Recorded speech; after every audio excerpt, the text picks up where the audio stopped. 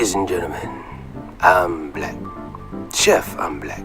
And today we have Sam Eats Plants. And you're watching FOODCASTER. Everything about eating, enjoying, buying, growing food. Exploring a relationship with food. All right now. How you doing there, Sam Eats Plants? I'm good. How you doing? I'm doing good. I got a nice new little chef outfit for the show, and I'm feeling really nice. How you doing there in this whole weird world we doing over there? I've adjusted to the new normal, and I realize this is normal now, so I'm okay. You know, that's a very healthy way to look at it in some side-twisted way. All right. So let's talk about, we're going to talk about holiday foods. We're going to talk about what we see people doing in this time as far as food and trends, what we observe, and digestion, because it's interesting. A lot of people are indoor and they're eating things they might not have been eating before. A lot more, sometimes a lot less. And some people's bellies and intestines are doing the flippity-flop.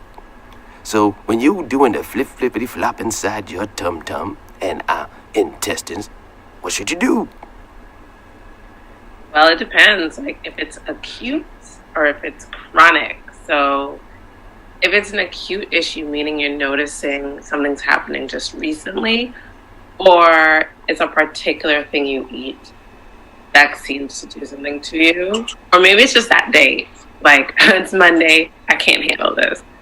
Then you can do something that is quick and therapeutic right away, like take a shot of apple cider vinegar, which is very effective. And some people can't take a shot of apple cider vinegar because they just can't do it. So you could always boil some water and then dilute the apple cider vinegar in there and put a little bit of, let's say, honey and lemon, and then you can drink like a tea of it. And typically within 30 minutes, your issue is gone. Typically. Oh, wow. That's interesting. Apple cider vinegar. Does it matter the brand or what type of apple cider vinegar? It does. The brand doesn't matter, but we want to make sure the type is raw, because the rawness has that bacteria in the bottle. That is why your stomach feels better. It's that bacteria. So it has to have it. But it's really effective. And that's interesting because a lot of people are afraid of the word bacteria. They hear bacteria, they automatically think something's bad. And being the chef that I am, sometimes I have to explain to people. Maybe you could explain better than me. What's the difference between the good and the bad bacteria in your tum-tum? Well, bacteria in general is why we're alive. We have more microbes in our gut than we do cells in our body. And it's important to keep them healthy, the ones that work with us.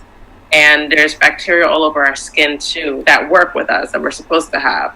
So two things are going on in our modern system. We're fearing bacteria, especially right now, because they're like, sanitize, use hand sanitizer, wash your hands over and over and over and over. And it's like, yeah, we should wash our hands when there's things on there that we've been touching, like raw stuff, raw animal products, or just dirt. But there is overdoing it. And overdoing it will actually negatively affect your health over time. Within the gut, the bacteria in there actually helps digest our food. And so some of the bacteria love the food we eat. They're like, ooh, apples, yay. Ooh, broccoli. Ooh, yeah. Yay. Broccoli. Right? Apples and broccoli. Mm.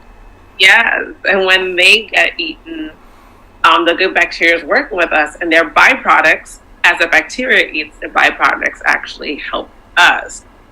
But we also eat things like deep fried chicken and candy, white flour. Yeah. Propagate. I can't think of the word. I know there's a word. Propagate. Grow. Which grow. Oh, propagate. Propagate. Which grow bacteria that actually works against us in our gut. Wow. So we end up eating bacteria that we don't want in there. And the only way to kill those, besides an antibiotic, which kills everything, but the only way to kill just the bad bacteria is actually not feeding the foods it wants. So you have to starve it. So, but the great thing is you can starve it. So if you have bacteria that is like growing and flourishing because you're constantly eating like white flour and deep fried foods, just don't eat it. Eventually they starve. But the problem is, as it's starving, it's sending signals to the brain of what we call cravings. So sometimes when people are like dieting, like, oh my God, I just really want some sugar. I don't know why. It's the bacteria dying. They're like, don't kill me. Please eat sugar, host. And we have to, and once they die, and then that intense craving actually goes away, because the craving's not coming from you, it's coming from the bacteria. That's amazing, because sometimes I'll wake up and I say, hey, I need some chips, or I need something salty, or I need more bread. I have those moments. Yeah. That's a big one, because it's almost very because the bread is so stripped, it kind of gives a little bit of a drug effect. So many people love bread for that reason. It gives us a little bit of a drug effect. But if we can push ourselves through that hump, which will probably be about 3 weeks to 4 weeks, then those cravings subside so much, because those bacteria are now dead. And that's one way to kill just the bad ones, right? And then if we talk about like good bacteria, bad bacteria, what people should be. Let's talk about that. Let's talk about that right there.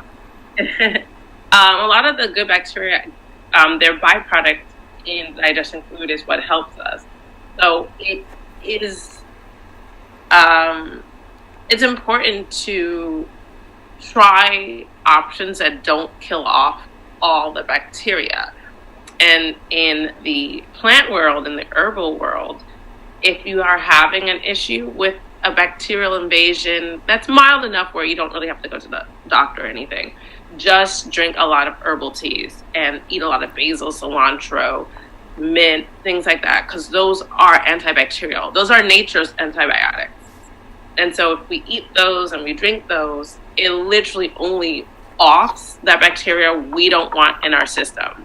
It's interesting, because a lot of people right now, you out there in audience land, they're making a lot of bread and cupcakes, and not only because it's holidays, because people are home, and now they're like, well, hey, I could cook. I always wanted to make a cake, but all of a sudden now they're making cake every week, and breads and all these other things. So we need to be mindful of moderation, I guess, right?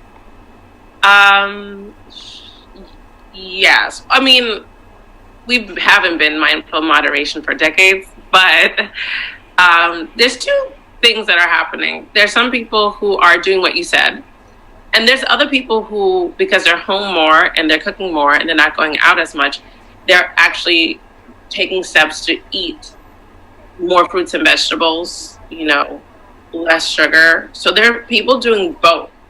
And we're seeing kind of like this divergence of like how people decided to run their eating world during this time. Wow. And so, I think you probably noticed there are people who are like, oh, I gained all this COVID weight, or I lost all this weight in COVID, Oh, yeah, that's true. Yeah. I know people that have gained the COVID-19. The 19 pounds you gained during this time. And then you got those that are just, all of a sudden I'm an Instagram star because I lost 10 pounds. And now they're a fitness guru. Shots fired. Yeah, there's both of it. So it'd be interesting what happens as people start coming out again and what remains. Some of those people that took this time to decide on healthier options for themselves and for their bodies and for their life, does it continue? One of the great things is people are cooking more at home, which I'm a huge advocate for. Even though I run a restaurant, I am a huge advocate for people cooking at home.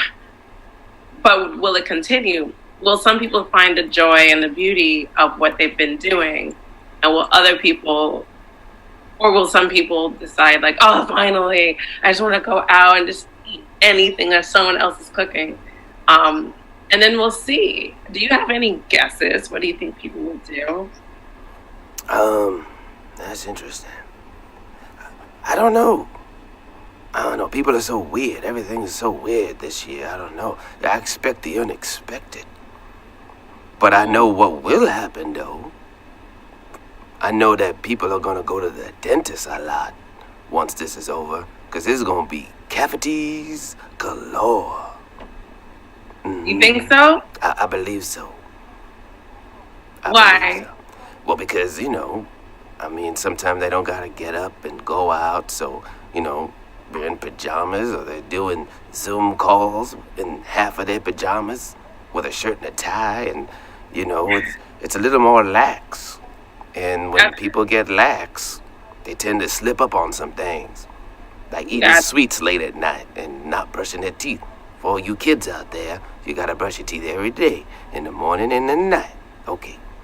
Yeah, and floss and swish water around. Another thing about bacteria in the gut, like if you have to take pharmaceutical antibiotics that kills everything in the gut, it's really important to rely on fermented foods right away to kind of grow the bacteria you want back in your gut. Because what can happen after taking antibiotics as it starts killing like everything is if you don't eat well, and when I say well, mostly fruits and vegetables, if you don't eat well, then it's way easier for the bad bacteria, or the bacteria does not work with us, to grow immensely. Because now it's like, okay, you're on antibiotics and you're deciding to eat donuts and chips and fried stuff, and everything just got killed, but now you're only feeding the bad stuff, right? And then when they take over, we're talking about like, this is when stomach aches become chronic. You know what I'm saying? Right. And this is when people get like, urinary tract infections, kidney infections. It's like this overtaking of the bacteria that's not working with us because we killed off everything and then we did not feed the good stuff. So it's really important to eat things like sauerkraut or real pickles, not those pickles with sugar and dye in it in the regular supermarkets, but real pickles. Real yogurt. I'm an advocate for plant-based stuff, so like I would say real coconut milk yogurt, apple cider vinegar, the bacteria in there. I'm sure there's a couple other little fermented things I'm not thinking about right now. What about kombucha? Kombucha? Mm-hmm. Now, Absolutely. what does kombucha do for the tum-tum? Because it's such a... I mean, it's been around for a while, but now I'm seeing it all the grocery stores. Yes, I do go to the grocery stores. Yes, I do. You know what? When things become a trend, sometimes it perverts what it was. So I see a lot of kombucha in grocery stores too, and almost every brand adds sugar to it, which is like, all right, you're going to like literally add something that destroys all cells to the idea of a fermented tea. There's only one brand I've ever seen that never puts sugar in their kombucha. What does kombucha do? It also helps the gut. It gives like really good bacteria. If you're having like a stomach ache, it can help with the stomach ache a little bit. Not like apple cider vinegar, but just a little. But regular drinking of kombucha, and when I say regular, like 3 times a week, can really promote really good gut health over time. Period. Oh wow, that's cool. All right, so getting kombucha is not a bad thing. It's good. It's great. All right. But I would say to everybody, read the labels, and you want to see that they did not put sugar in it.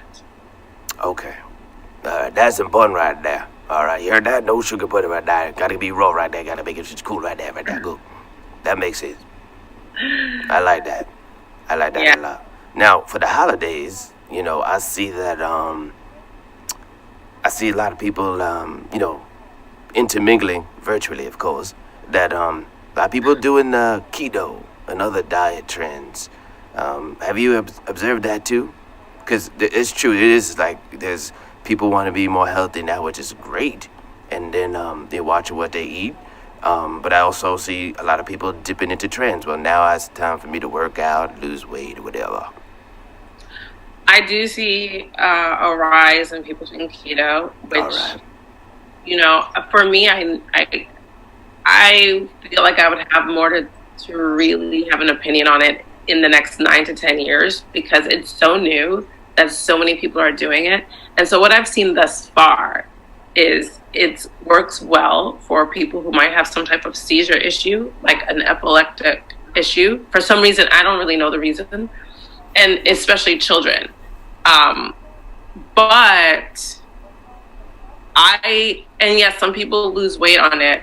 Why? Because on keto, you're also not supposed to eat fake foods. And I think some people forget that. Like a lot of these things where it's like high fat, sometimes it's not because you're eating more fat. It's because you're not eating the BS, you know? Right.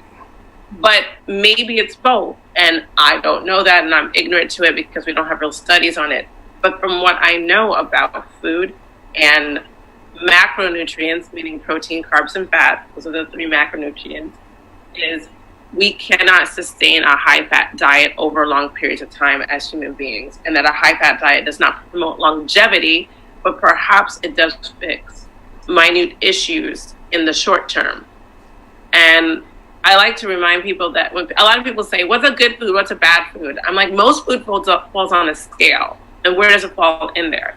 And I think keto is one of those things. Like, I think it falls on a scale for, like, you have a minute issue or very specific issue that you want to solve right now.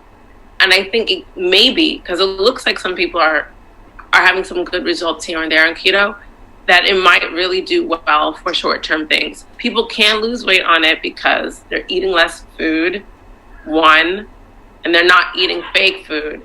But will it promote longevity? Will it give you more years in your life in the long run? Will it actually protect your organs well? I'm not sure about that because a high-fat diet is what leads to fatty liver disease, which is the #1 liver issue in America. But maybe I'm wrong. And I'm saying all this because there hasn't been a full-on study on adults eating a high-fat diet and how it affects them long-term. And the other thing is, when it comes to a keto vegan diet, so that's another one. So there's some vegans who've decided to do keto.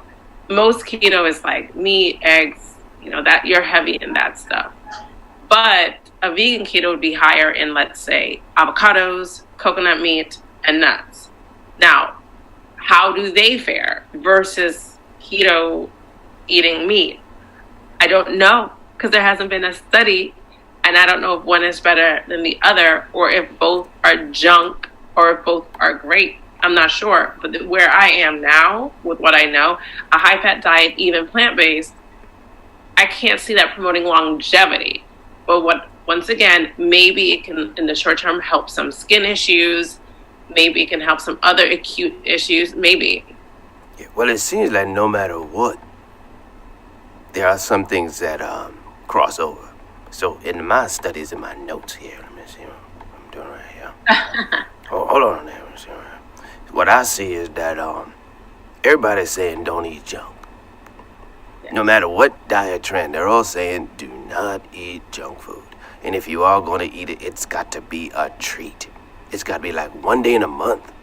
Yes. You know, something like that. Yeah. And also in my notes right here, let me see something. Divide the one, apples. That fast food is not the move. It is, you know, again, maybe once a week. Fast food? Yeah, or still that would fall underneath the junk food as a once a month. Well, it also depends on which fast food. I mean, now in 2020, we have fast food that is kind of good food. Fast food where you can get like rice, beans, guacamoles, sauteed peppers, and onions. Like, there's fast food that is that now, and that's fine. I think some people have their own scales of healthy, so it has to be organic, non-GMO, and then if that is your scale, then maybe not even those places, because maybe the beans are canned and you don't want to do cans, and maybe the rice, I don't know, isn't organic or is white and you want brown rice. Well, then there's that. But overall, in the American norm, if most Americans only had the fast food that did that type of stuff, the type of like good food burritos or burrito bowls, that'd be fine overall. That will help us. The other stuff where it's like man-made burger patties made with like hundreds of cows in one patty, no. Or with all of the super bleached buns and the fake cheeses with the dye in it, no. Or anything that just promotes a lot of like soda companies, no. So at this point, I have to say it depends. But with the junk fast food, that's a once a month too. That's not like once a week. That's like a once a month for real. And with the non-junk fast food, then that doesn't really matter. You know, eat your rice, beans, guacamole, burrito bowl. Guacamole. You know? Guacamole. Yeah, exactly. I like guacamole. Got to do the guacamole dance. And I will also say, mashed potato. There's also lots of like small businesses that do real like home cooked foods, and maybe they're not plant based. Maybe, you know, I'm plant based, so I choose to be that way. But eating there is much better than eating at any chain restaurant. And I'm not even talking about fast food. I'm talking about the big ones, you know, the ones that you sit down and eat. Eat at small businesses. They tend to eat realer foods, and they tend to, you know, don't have access to the mass amounts of like super French fries and things like that. So that's another tip to go. And if you go more to small businesses for food, then you could probably do that about once a week. All right. That's interesting right there. That's interesting. Now, the food supply. Everything's good in the world right now? No. We are trashing a lot of good food. About, last time I looked, it was like 40% of food is trashed before you even pick it up from the supermarket. And with immense food insecurity in the country and in the world, karmically, it's kind of awful.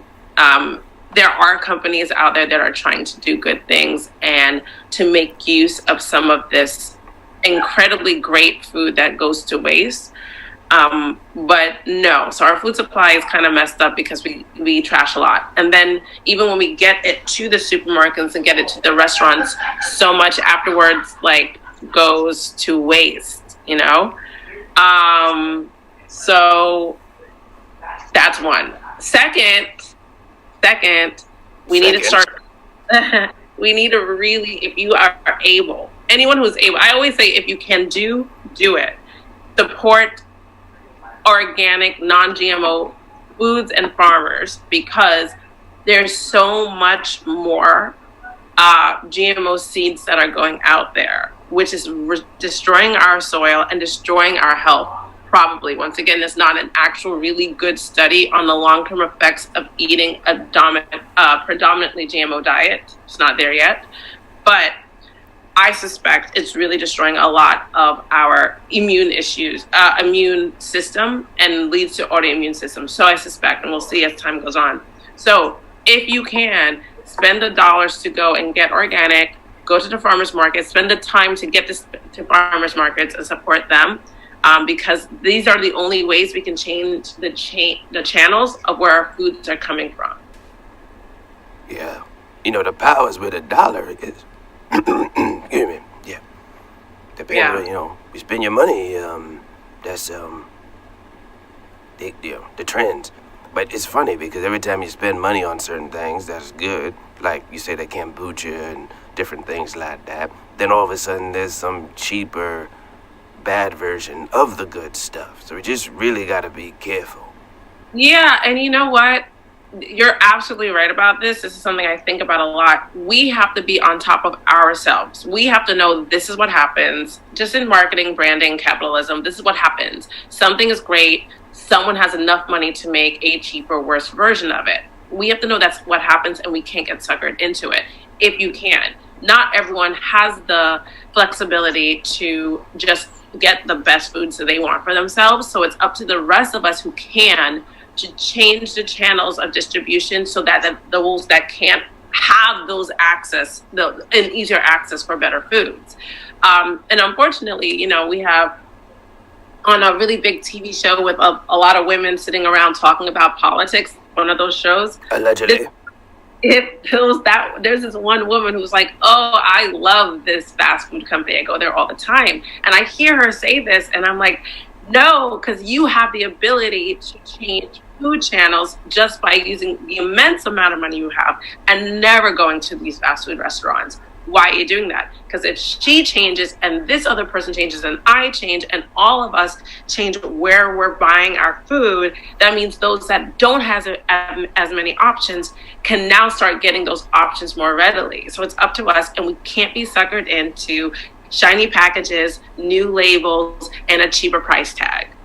Yeah, so as we walk into this decade, I think what you just said is very, very important. And I would like to keep it right there for people to think about that, because it really is about what we do, what we buy, what we don't buy. And this is a journey. Everybody don't have all the answers, but the statistics will come out. But it's also that a lot of statistics are being hidden, because, it is what it is. Because money. Yeah. Yeah. But you know what? I think for the most part, information is not always available or readily available. And it's not everyone's job to know everything. Like, that's why we are humans, because I know a little bit of something, so I can share it with you. You know a little bit of something, you can share it with me. And that's really how it's supposed to go. So I don't think people need to go out and research everything on everything about food, but see who is kind of living a way that you're like, hey, they look good, they seem to know what they're talking about, things resonate with me, and then see what resonates with you and kind of follow that. And at the end of the day, even if you don't know a lot of statistics and what information's out there or not, what we all know is soda is no good. No one's questioning that, right? We all know that. Soda's no good. Candy's no good, right? That's nothing revolutionary. Fruits and vegetables are good, right? So even when you don't know all the minutia, we know this. And we also need some personal responsibility to make those decisions, because we know this. So if we know that fruits and vegetables is better, maybe a couple of mornings, instead of having a bowl of cereal, have a smoothie, because we know fruits and vegetables are better. We know this. You know what I'm saying? Even when you don't know it. But we just, if we're honest, we just don't want to do it. That's you out there. Oh, and me right here too. Well, thank you very much, Sam Eats Plants. Can you tell everybody your social media and all that other good stuff right now? Tell them right now. You can find me at Sam Eats Plants on Instagram. That's amazing. All right. Listen, you can go to TheRealFoodCaster on Instagram, and we will continue to share with you our journey. And please leave comments and all those things. And if you're watching us on cable, thank you. Continue. Write your cable provider and say we need to keep the Foodcaster on TV. And all right, let's walk into this decade with more knowledge, shall we? Let's have a good one. I'm the chef. I'm Black, and you're watching Foodcaster.